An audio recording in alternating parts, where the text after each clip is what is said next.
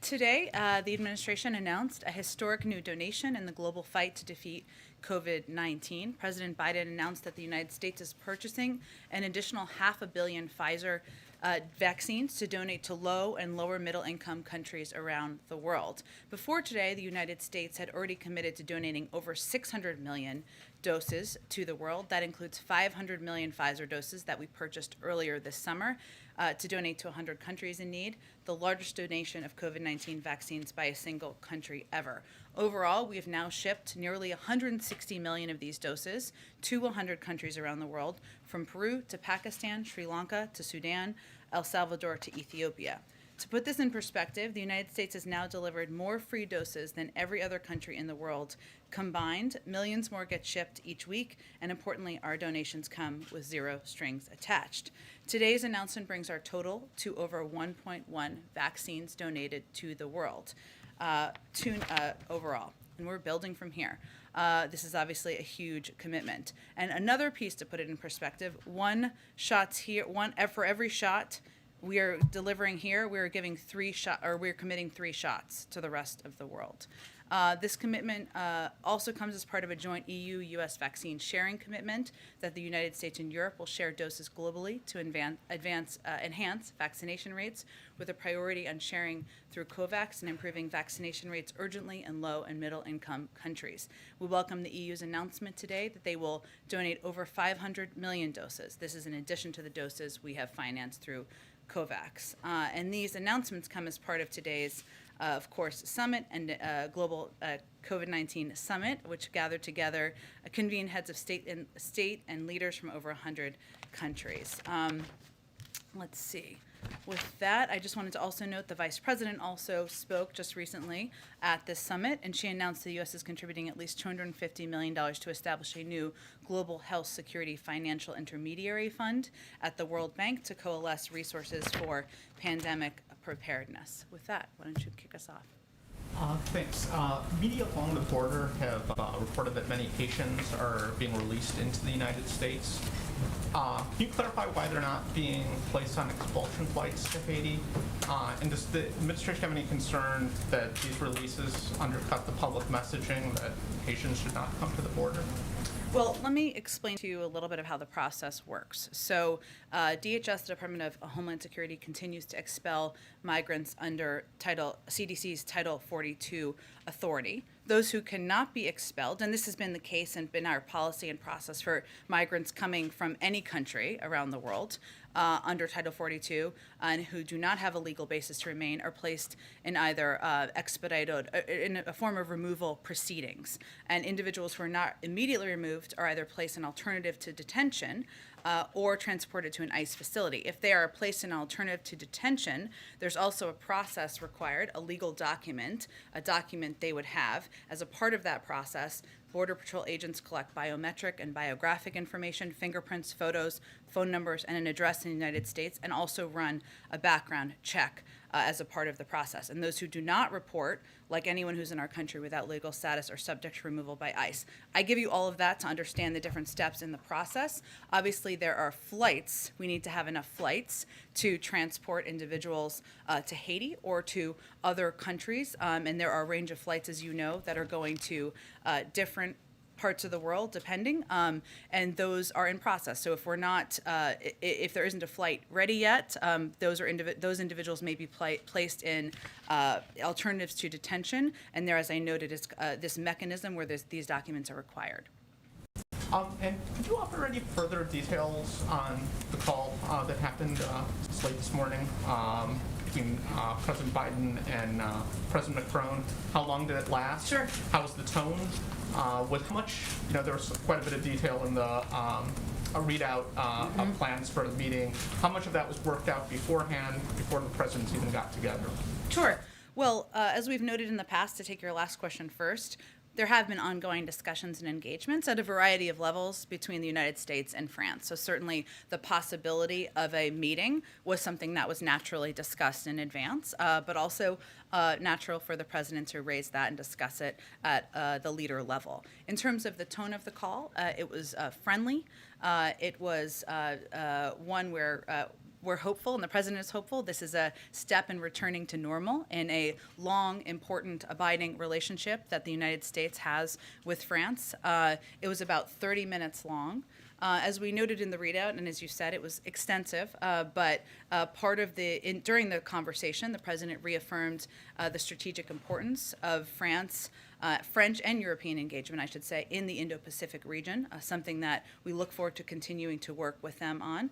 And as we said in the readout, the French ambassador will return to Washington next week, and he will then start intensive work with U.S. officials. So that will be part of the ongoing next steps that we go from here. And as we also noted, they will meet in Europe at the end of October. If I may just quickly follow Sure. up on that. Boris Johnson earlier today dismissed French anger over the submarine deal, saying the French officials should get a grip. Substantively, does the administration agree with the Prime Minister's criticism that the French have failed to acknowledge the value of AUKUS and the submarine deal to global security? And then secondly, is calling on the French to get a grip helpful at this point? Well, I can only speak for our relationship with the French and our relationship with the United Kingdom. And I will say that the president during this call, as we said in the readout, acknowledged that there could have been more discussion in advance of the announcement. And that was an important message for him to convey during that conversation. So I can't speak to the comments and whether they're constructive or not from other countries. Jen, hey, go ahead. Thanks, Jen. Follow up on immigration that one on the schedule today. So Secretary Mayorkas has now been asked twice on the Hill, and he's not been able to provide an answer to this. So I want to ask you, do you have the numbers? How many Haitians have been deported? How many have been processed? And how many have been allowed to stay in the United States? I certainly understand why you're asking, and understand why people have been asking Secretary Mayorkas. Those are numbers that are the Department of Homeland Security would have the most up-to-date numbers. But why is it so hard to keep track of a simple number like that? Why can't you give it? Why can't he give it? It's been 2 days now he's been asked that. I'm certain they will provide it. It's an absolutely fair question to ask, and I'm certain he just wanted to have the most up-to-date numbers to provide. On the campaign trail, then candidate, now President Biden said, quote, "We're going to restore our moral standing in the world and our historic role as a safe haven for refugees and asylum seekers." How does what's happening on the border right now with Haitian refugees square with that? Well, which aspect of what's happening at the border? What's happening with the Haitians? Do you mean the photos Them we've being seen, sent or do out, you the mean? photos? Yeah, them not. Well, first, we understand and agree that this has been an incredibly heart-wrenching issue. We've watched the photos of Haitians gathering under a bridge, many with families, and the horrific video of the CBP officers on horses using brutal and inappropriate measures against innocent people. I think it's important to address that and separately address what our immigration policies are, and understand that people are combining them, but that's why I asked that question. I would also reiterate that there is an investigation that will be completed by next week, which the Secretary confirmed, that will determine the next steps on both policy and personnel. All important questions people are asking, and in the interim, those individuals were placed on administrative leave and will not be interacting with any migrants. So as it relates to those photos and that horrific video, we're not going to stand for that kind of inhumane treatment, and obviously we want this investigation to be completed rapidly. I will say on the broader question you were asking, the president remains committed to putting in place a humane and orderly immigration system that includes an established and efficient process for applying for asylum, that includes a range of programs for individuals to apply to stay in the United States. That requires Congress acting, and it requires also health conditions improving as we are in the middle of a pandemic. And we are continuing to expel people coming from a range of countries as we are continuing to apply Title 42, because there is a global pandemic that is ongoing. So I would think it's important to note that our policies, our border restrictions, are being applied not just to Haitians, but to people who are coming irregularly to migrate to the country from anywhere. More than 90,000 people were expelled in August. That was even before what we've seen in the troubling photos under the bridge. We are applying immigration laws. We are applying what are border requirements, and we are applying Title 42, which again is a health application given we're in a global pandemic. And just quickly on the schedule today, with all the Democrats that are here, would you describe where we at on the president's economic plan as a make or break moment? I would never describe it that way, but I would say, look, this is an important moment. we're in a pivotal period of our negotiations and discussions, and we always knew and have always known that as we get close to points where there are votes called or where there are key moments that Congress has on the calendar, that there needs to be deeper engagement by the president. That's what you're seeing happen today.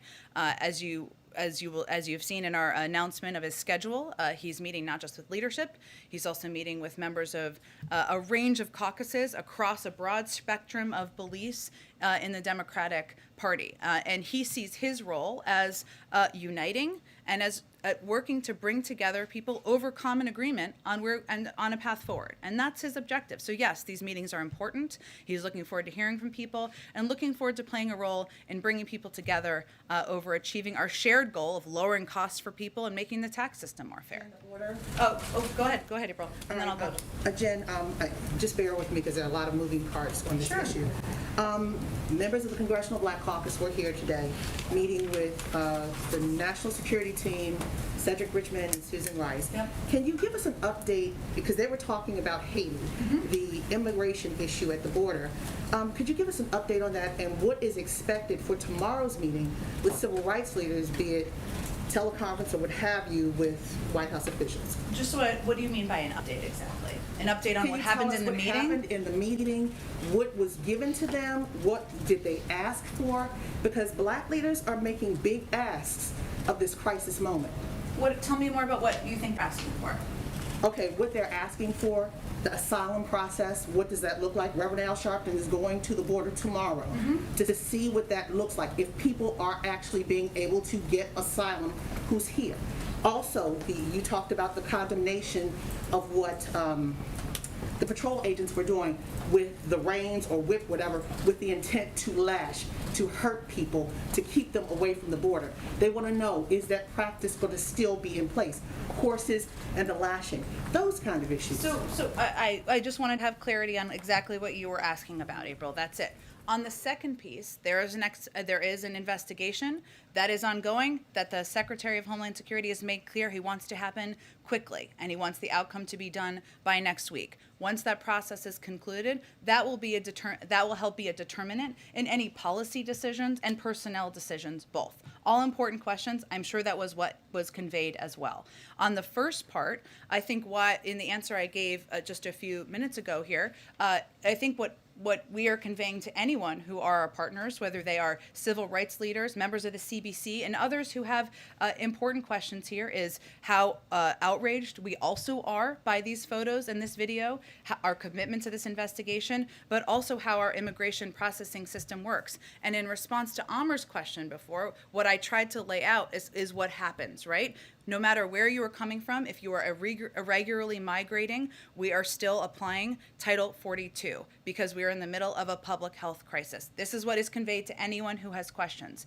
Those individuals who are eligible to stay in the United States through a range of our programs, that they would be allowed to stay in the United States through a range of our programs. If they are, there are some who are placed into removal processes where they also can make the case, whether it's fear of returning back to countries, et cetera. They will go through the process as well. So I'm sure what they are doing is explaining exactly what our immigration processes are and reiterating as well our outrage at the photos and the video.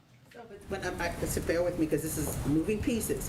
But with asylum, there are people, advocates, immigration advocates, especially for advocating for the Haitian migrants right now. They're saying that this administration is breaking UN policies and its own policies by moving people out before allowing them to ask for asylum. Is that the case? First of all, April, what we are doing, one, Haiti has temporary protected status for people who arrived here before July 29th. That is not a status that most other people who are irregularly migrating from other countries have. as individuals, as we go through this process, as I outlined just a few minutes ago, individuals who cannot be expelled under Title 42, a range of reasons why they may not be able to be, those individuals are placed into removal proceedings. That is where the process would take place, where they would apply for a variety of programs. While they're in that process, they are required to also provide biometric and biographic information and data. So that's how the process works. What is important for people to know and understand is that this is how our immigration and border requirements apply to everyone, whether they're coming from Haiti or any country in South or Central America. You have Africans as well, that you said there are people from other places, but you have Africans, Cameroonians, Ugandans, and Senegalese who are coming to that border as well. What happens with them as they are looking for asylum? Do you lump them into the same category with the Haitians that are at the border, be it Del Rio or wherever along I the think border? the point I'm making, April, and then we just have to move on to get to more people, is that anyone who's coming from anywhere, if there's temporary protected status for their country, as there are for Haitians who arrived before July, that they can apply through that program. If they're coming from other countries where we don't have that status, then they are expelled according to Title 42. If they are not, if they can't be expelled according to Title 42, they're placed in expedited removal or in alternatives to detention, no matter what country they're coming from. Go ahead, Jeff. Thank you. Going back to the phone call this morning briefly with the French president, did President Biden apologize to Emmanuel Macron? He acknowledged that there could have been greater consultation. And the call, again, as I stated earlier, was a friendly call, and there was agreement that we wanted to move forward in our relationship. The French translation said that open consultation, quote, would have made it possible to avoid this situation. The English translation said the situation would have benefited from open consultation. So similar, but not entirely the same. So did the president apologize to his French friend? He acknowledged there could have been greater consultation, but again, this call was really focused on the path forward and returning back to normal and the important work we have to do with the French ahead. Was the president using this as a learning point, perhaps? Who does he believe, or should he have been more aware of the potential fallout from this? Has he had conversations with any staff members, like the Secretary of State or the National Security Advisor, about exactly how this breakdown happened?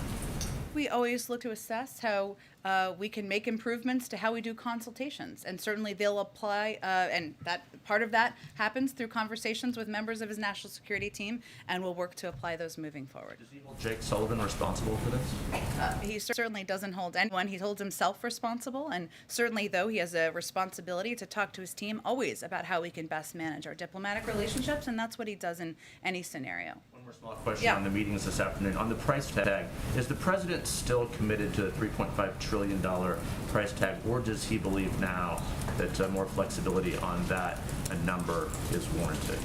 Well, even before today or before this week, the president has always been open to negotiations and discussions, and knew that he was not going to be alone able to wave a magic wand and pass a proposal, right? So part of the objective today, while he's meeting with a range of members with a range of viewpoints, which we welcome, is to see where people are and work to see how we can get this across the finish line moving forward.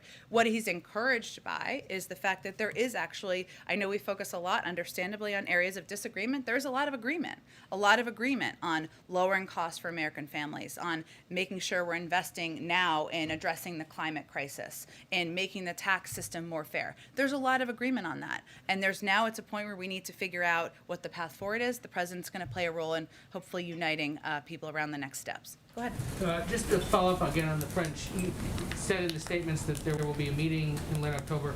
Is that in France? Is that on the sidelines of the G20 or the COP26? Well, there are some international forums that are happening next month that might bring the president to Europe. I don't have any formal announcements yet to make, but to your question, we're still finalizing what it looks like exactly. Democratic negotiators on the George Floyd Justice and Policing Act say the bipartisan talks are dead. Is that the view of the White House? Is there any response to this announcement that it's apparently over? Well, I'd also say there was a statement put out by Senator Booker, who is a key, I think you were referencing that. I think that was the statement you were referencing. So I would say that first, the president and everyone in the administration, we have been strongly supportive of Senator Booker and Representative Bass in their efforts, and we're greatly appreciative of their efforts, which we consider to be ongoing.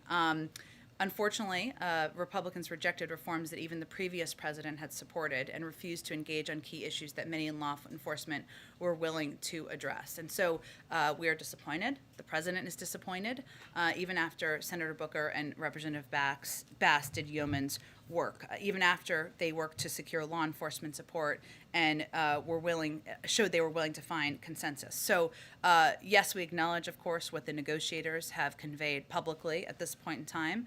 I can convey to you that in the coming weeks, we're going to consult the president. We will all, our team, will consult with members of Congress, the law enforcement, civil rights communities, and victims' families to discuss a path forward, including potential executive actions the president can take to ensure we live up to the American ideal of equality, justice under law. And on the situation on the southern border, there was a meeting today with members of the CBC. The vice president talked to the Homeland Security Secretary to express concern.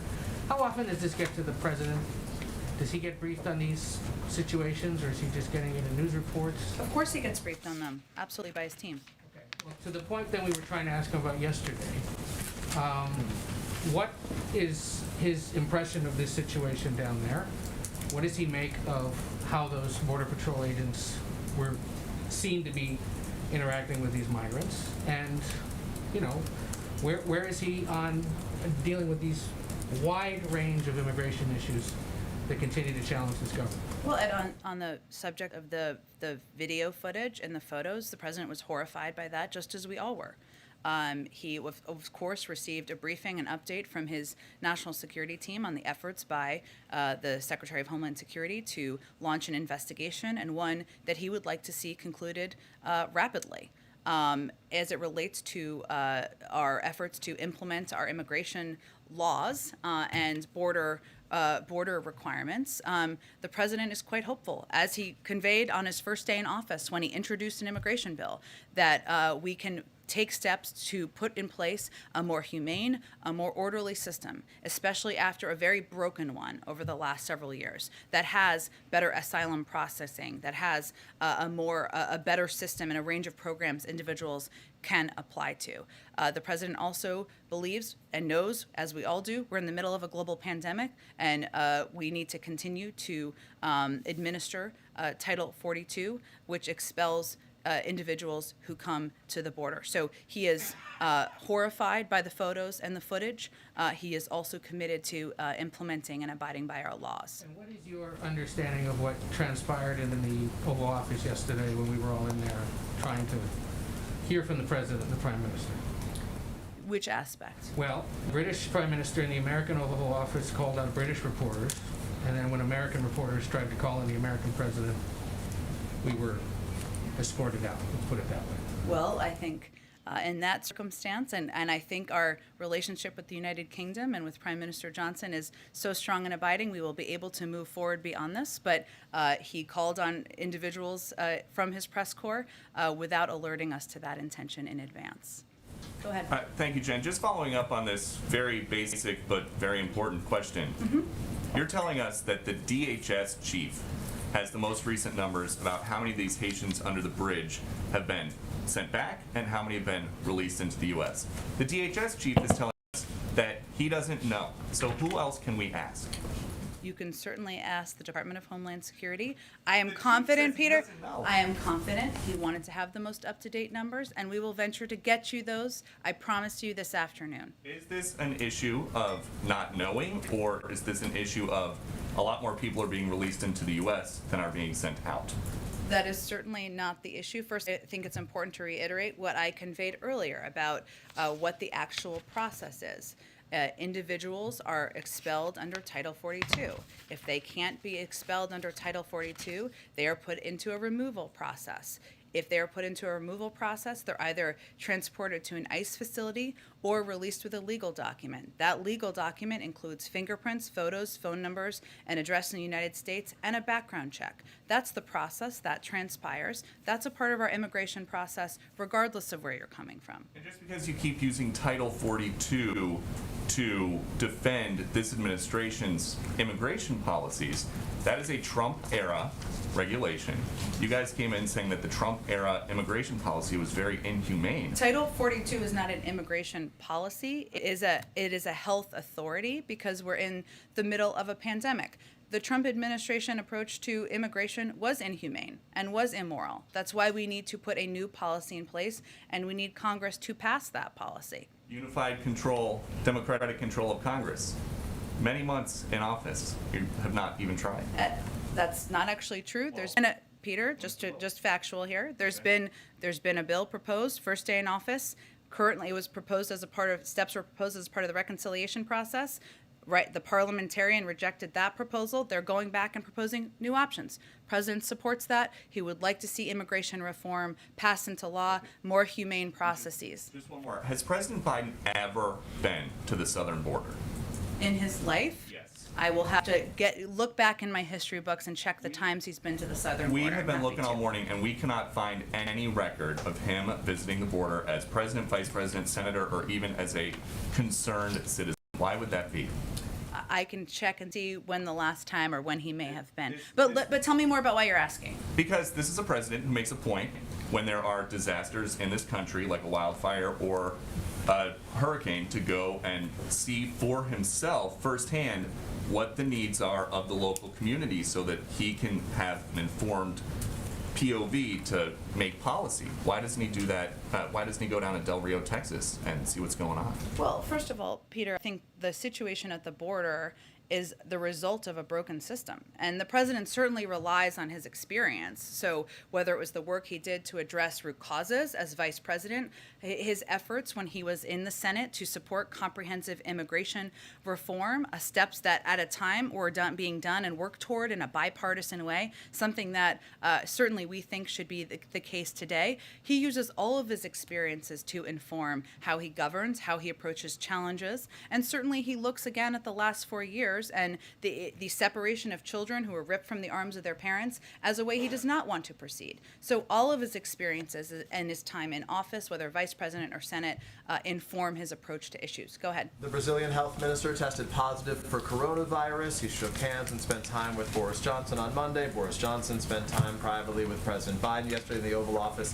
Can you just give us a sense of the level of concern at the White House about that? What, if anything's been done? How often the president is tested, and any updates? Sure. The president is tested regularly. I think I conveyed he was tested last week. I can check if there's more recent tests over the last several days. But as it relates to this specific incident, of course, we take our protocols very seriously. White House protocols and his presidential travel protocols are based on CDC risk mitigation guidelines, and that includes the CDC definition of a close contact to determine when someone may be at higher risk for contracting COVID.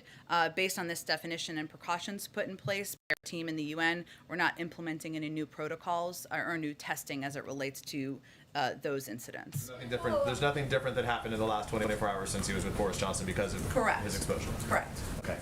Let me ask you about this meeting a little bit later today, if I can. First, does the president want to vote on both the reconciliation budget package, or the budget reconciliation package, and the bipartisan infrastructure package to take place on Monday?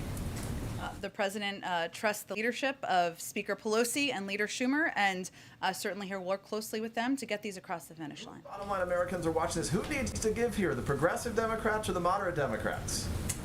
Sometimes there's need for compromise from every end, but he'll know more after these discussions today in the coming days. So let me ask this then, if I can, Jen. So the president, he Yeah. campaigned, and in his first months in office, he campaigned on this message of unity and competence, that he could make Washington work, that he would rebuild, revitalize these alliances. Now Americans are seeing headlines about Democrats divided about what they're going to do on this agenda. France is furious at the U.S. There's frustration among allies about Afghanistan.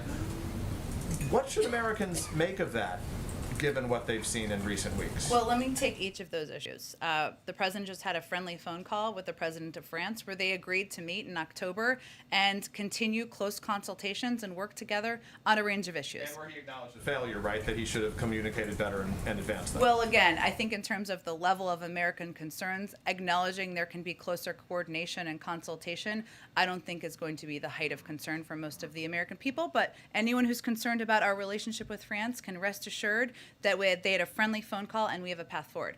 On the second, which is why I asked. on the second piece, I would say this is a messy sausage-making process. The president today, what Americans should be encouraged by is the president is bringing people of a range of viewpoints on big, important packages that are going to make their lives better here to the White House to have a discussion about it. He's rolling up his sleeves. He's welcoming them to the Oval Office. He'll have some COVID-safe snacks, whatever may happen. People should be encouraged by that. And that's the kind of president he is. He's going to be deeply engaged with getting bills and legislation across the finish line to make their lives better. I guess that just to punctuate that, why do you think in the most recent poll from Gallup that 43% of Americans now approve of his handling of the job, which had been well above 50% only a matter of weeks ago? What do you think in the eyes of Americans has changed that you guys have not done well enough? Well, I think the country is going through a lot right now, and people are still under the threat of COVID. That is concerning to a lot of people. We see that in polls as well. Even as they approve of the president's handling of COVID, that's still something impacting people's lives. There's a great deal of anxiety about that. We understand that. But our objective is to keep pushing his agenda forward and keep making their lives better and, look at that over the long term. Go ahead. Jen, I was struck by what you said in response to Ed's question about what happened yesterday in the Oval Office. Okay. Can you shed a little bit more light on this? Did the president feel he was upstaged by the British Prime Minister yesterday? I think the president has not spent a moment worrying about it. Can I ask you, because there are so many issues that we have discussed Sure. here that are of interest to the public, everything from the collapse of the police reform negotiations on Capitol Hill today to the pivotal period we're in, 8 days before the end of the fiscal year and no deal yet to avoid a government shutdown a week from tomorrow. When can we expect to hear, or when can we expect to have the opportunity to ask the president substantive, pointed questions about these matters in a way that he will elaborate on his views? Well, first, the president knows that he was elected not just to get the pandemic under control and put people back to work, but protect our democracy and stand up for what's right and be transparent. And certainly part of that is engaging with all of you. I would note that he answered questions 135 times leading up to September, 3 times last week. And he'll keep looking for forums to answer questions from all of you, something that he sees as vitally important to our democracy. But in this month of September, most of the occasions we've had have been fleeting. And in fact, there are some occasions where he's only taken one question and walked away, and most of the occasions have occurred outside of this building. So when can we expect to have an opportunity to actually ask the president questions in a formal setting? Again, Steve, I'm not trying to diminish or ask for a formal press conference, which certainly I'm sure we will have another one. But I will convey to you that as it relates to providing information to the public, elevating the importance of the freedom of press to our democracy, that I don't know that the format, whether it is multiple shorter Q&As or a longer formal press conference, is at the top of the list of the American public's concern. We intend to raise the matters of concern to the public at those press conferences. As you have during 140 times you've asked the president questions. Go ahead. Thanks, Jen. A couple to follow on Macron first. The French had called for the cancellation of the EU-U.S. Trade and Tech Summit in Pittsburgh next week. After the phone call today, do you expect that to go forward? We're still, our officials who are planning to attend are still planning to attend. With no sense of if the Europeans are. We're continuing to plan for an inaugural meeting of the group in Pittsburgh as a follow-on to the commitment made several months ago. The readout said that the U.S. was committed to reinforcing support for French counterterrorism operations. I'm wondering if that is sort of a broad, we're allies and partners, or if that was, we should read between the lines that that is some new commitment that we've given to the French in terms of like tangible support. I would read it more as the former, in that they're an important partner in the Indo-Pacific. They're an important partner around the world, and certainly addressing the threat of terrorism that has metastasized and changed over the course of the last 20 years is a vital priority for us, as it is a vital priority to the French. And as I noted, when the ambassador comes back, there'll be consultations. Obviously, there'll be a meeting between President Biden and President Macron, and I'm sure they'll discuss this and a range of issues. The Fed today shifted forward their projections when the economy would be ready for a rate hike, which suggests economic strength, which I assume you'd be happy about, but obviously many Americans are still struggling, so I wonder if you agree with that assessment from the Federal Reserve. We certainly agree with the the independence of the Federal Reserve and their right to make decisions it deems necessary on monetary policy. I would note that even just yesterday, the OECD projected 6% GDP growth, certainly a positive sign, which is nearly double what was projected in December. And the OECD also increased its projection for U.S. GDP growth in 2022. So we've seen a number of positive signs as it relates to economic growth. That doesn't mean that every issue, to your point, every American is having as it relates to inequality or access is solved. It's not. But our focus and our policies is to address those over the long term. On the congressional meetings today, for the format of them, you seem to have leaders coming in, then moderates, then progressives.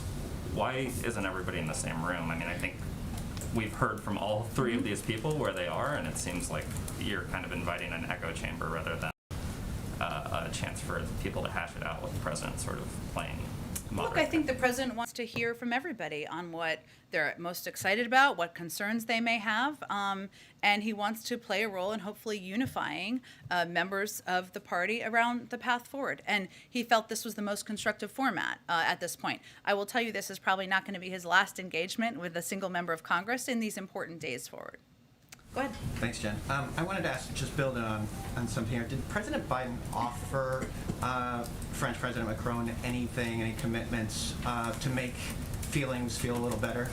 And in addition, did Macron ask for anything? Well, I can't. I'll point you to French to speak to President Macron. I would say that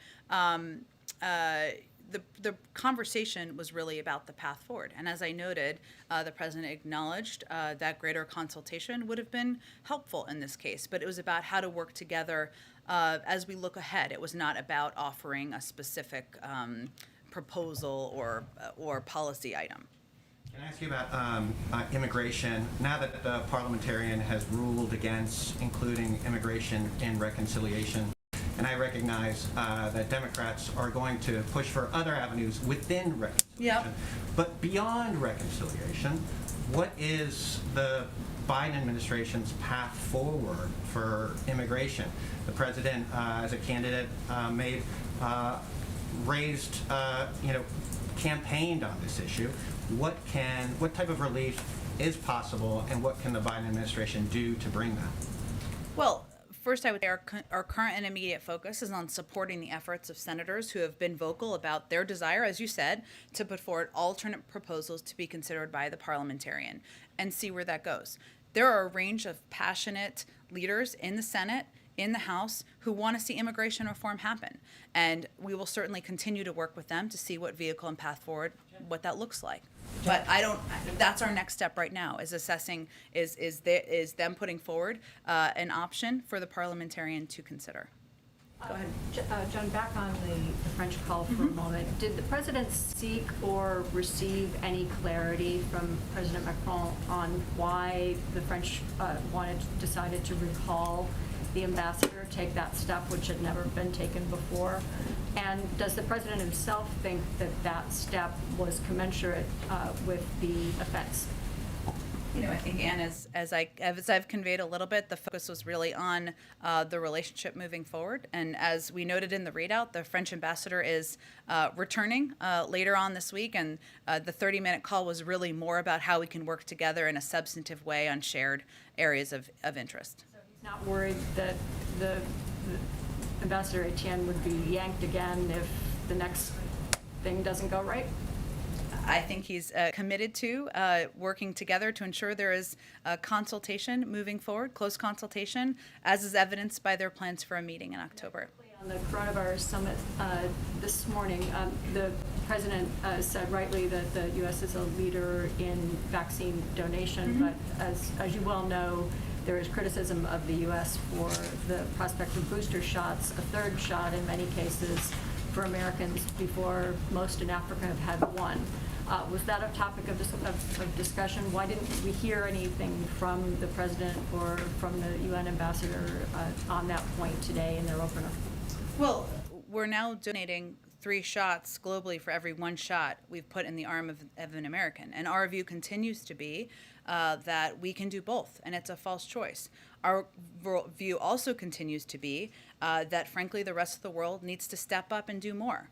And now we're at the point where, of course, we've now committed to over 1.1 billion vaccines donated, but we're also committed to we also have a partnership with the Quad. Obviously, they're meeting later this week to produce at least 1 billion doses. Our work to boost vaccine manufacturing in South Africa is going to produce 500 million single-dose regimens in Africa for Africa, and we will continue to do more. Share doses, scale manufacturing, invest in vaccines abroad. You heard the president talk about that. But we also need the world to do more, especially developed economies that can do more to contribute to this effort to defeat the pandemic.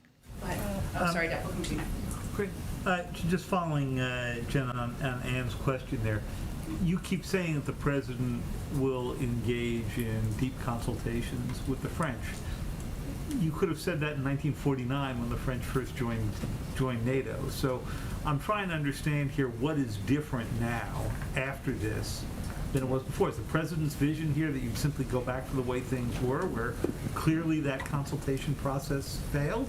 Or is the president's vision that you have a new project of some kind with the French that begins to make reparations for what they view as what they've lost? I think, David, it's more about we've had a strong relationship for many decades. Of course, yes, there's been ups and downs in that relationship, but the president's objective is that we should go back to normal and that we should go back to a relationship where we work closely together on a range of issues facing the global community, addressing COVID, the global economy, security, the Indo-Pacific, and how we work together in those mechanisms will determine as we keep having close consultations and discussions moving forward.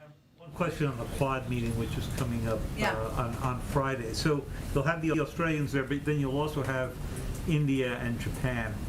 Would you envision for them a similar kind of military role that you've now defined with the Australians? AUKUS, what would it become? AUKUS? Jayaukus? Awkward AUKUS? I don't know, something like that. Yeah. Look, I think, David, that the announcement of AUKUS last week was not meant to be an indication, and I think this is a message the president also sent to to Macron, that there's no one else who will be involved in security in the Indo-Pacific. Of course, it's a topic of discussion, an important topic in conversations with the French, with a range of countries who have a direct interest in the region. I can convey to you that we will have a preview call on the Quad meeting, which I know there's a lot of excitement about, for probably tomorrow in advance of that meeting, where we'll go through more detail of the planned agenda for the meeting as well. Go ahead, Jeff. Jen, China's Evergrande agreed to settle interest payments on a domestic bond today. I know this is very wonky, but it's impacted. We love wonky in here. Markets. Everyone's a nerd in here in some way. Is the White House satisfied with that solution, and do you have more concerns about contagion from that particular company? Well, as I said the other day, and I'm happy to talk to the Treasury team to see if there's anything more we can offer. Obviously, the majority of their business is in China or has been in China, and we, of course, closely monitor the markets and the impact on the global markets, which is something certainly the Treasury Department does. So that's where we look and assess in terms of how it relates to the United States.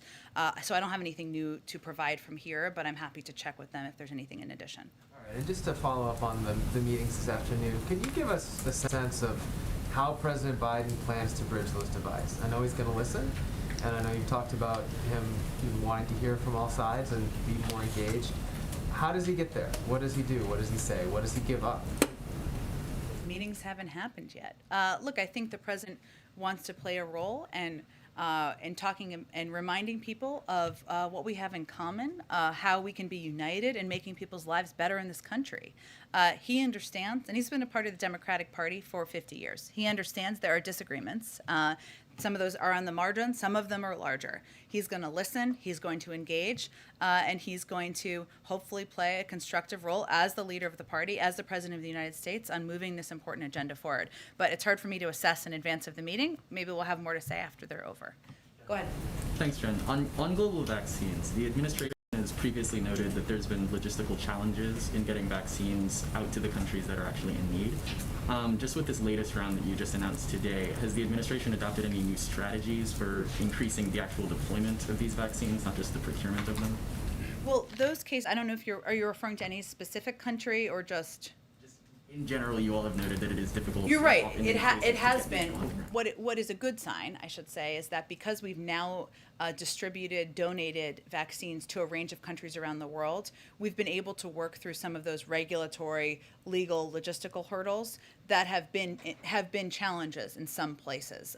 There are requirements in some countries as well that they have needed to address in order to make it easier to donate vaccines, whether it's ability to transport or maybe they have regulatory requirements. But now that we've done rounds of donating 160 million doses to a range of countries in the world, it should be easier moving forward. And building off that, are the places where these vaccines that you just announced going, are they the same range of countries that you all previously announced? Yeah, they are. So we're going to donate these doses to the same 100 low-income countries as we previously announced a donation of the 500 million doses to in June. So specifically, that's 92 low and middle-income countries as defined by Gavi's COVAX Advanced Market Commitment, and all African Union member states, and 8 additional countries to cover the African Union: South Africa, Namibia, Botswana, Gabon, Equatorial Guinea, Libya, the Seychelles, and Mauritius.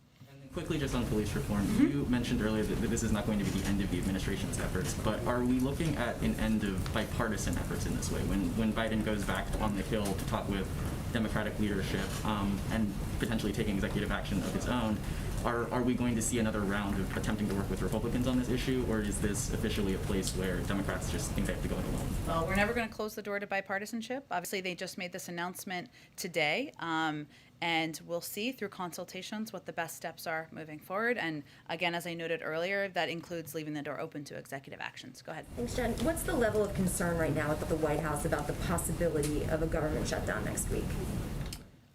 Well, until a CR has passed that funds the government, we'll certainly have a concern. But our goal and our focus is on preventing that from happening. Obviously, the House passed the CR with including raising the debt limit attached. The Senate could pass that today, and we could all rest easy. The government's not going to shut down. The American people could rest easy. We'll see what happens. Has OMB started working on contingency plans for that possibility of a shutdown?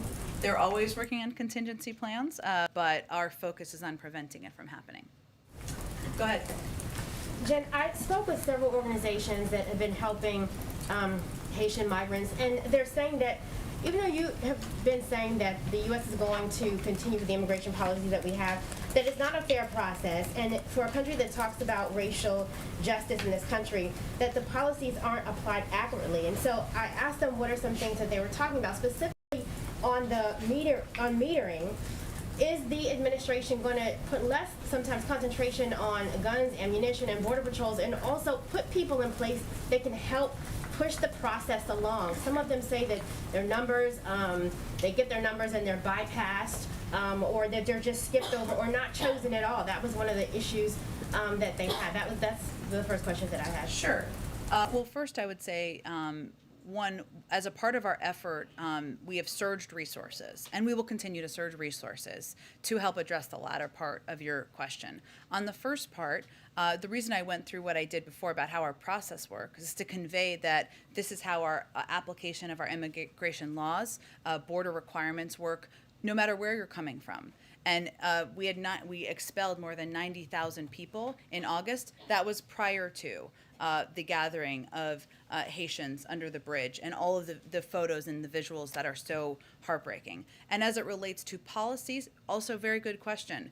As we go through this investigation to these border patrol officials who obviously were in this horrific video, that will impact. It could impact policies. It could impact certainly personnel. We'll let that process expeditiously conclude, and then I'll defer to the Department of Homeland Security on what that impact will be. A question on police reform.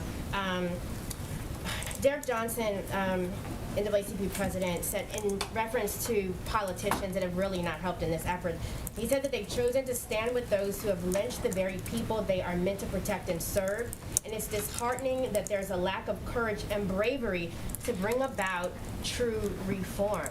I mean, I know you've been asked questions over and over about police reform and how realistic we're actually going to see this. But is there any fear that the very people that the president has brought into these meetings over and over on police reform, many of them are now not having faith in what can really happen? I'm not sure I totally understand your question. The president has had meetings with Derek Johnson. He's had meetings with National Urban League, even Reverend Al Sharpton, and we're seeing quotes by them now saying how they don't even believe that this administration or Critical those of who the are working- president on police reform? Absolutely. Well, I'm just trying to understand your question. I would say in Senator Booker's statement and the statements and comments of the negotiators, they've been clear about the support of this administration. As these negotiators were attempting to come to an agreement that had to meet the high bar that they had, they asked us to leave them space for those negotiations to take place. And that's exactly what we did. And we supported them behind the scenes in any way that they asked for. We also agree that it's unfortunate and disappointing that Republicans rejected reforms that even the president had supported and refused to engage on key issues that many in law enforcement were willing to address. We agree. That's incredibly disappointing. And these reforms are long overdue. And that certainly is the president's point of view. Go ahead, Francesca. And I think I got to wrap it up here in a minute. Thank you, Jen. Too, on the travel restrictions. Sure. Are there any circumstances in which that early November vaccine mandate that the White House announced this week, that would slip a couple weeks, maybe into December or potentially into early next year? On what basis? Well, that's what I'm asking. Is the White House committed to the early November deadline? Because early November is a vague. We were in control when we announced it would be implemented, right? And we announced early November. And so you are committed to early November specifically? We announced it would be implemented in early November. That's what we were planning on.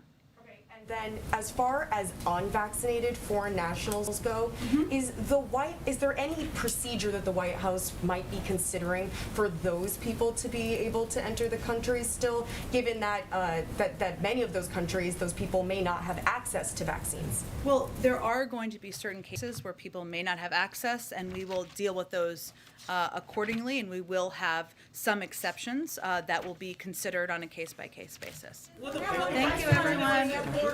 We'll do this again tomorrow.